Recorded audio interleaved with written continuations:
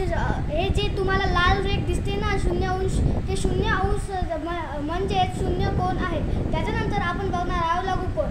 लघुकोन हा 0 अंशपेक्षा जास्त आणि 90 अंशपेक्षा कमी असणाऱ्या कोनाला लघुकोन असे म्हणतात. उदाहरणार्थ आपण 50 अंश घेऊया.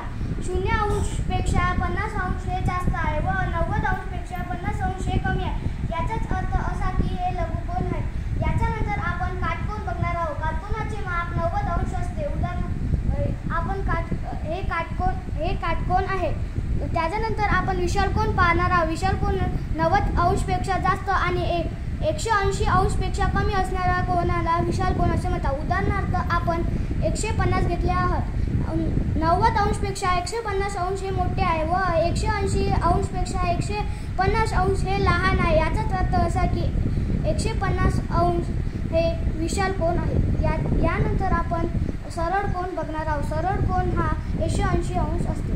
याच्यानंतर आपण प्रविशाल कोन बघणार आहोत. 180 अंशपेक्षा जास्त अधिक 360 अंशपेक्षा कमी असणाऱ्या कोनाला प्रविशाल कोन असे म्हणतात. उदाहरणार्थ आपण 300 घेतलं. 180 पेक्षा जास्त अधिक 360 अंशपेक्षा कमी आहे. यालाच प्रविशाल कोन असे म्हणतात.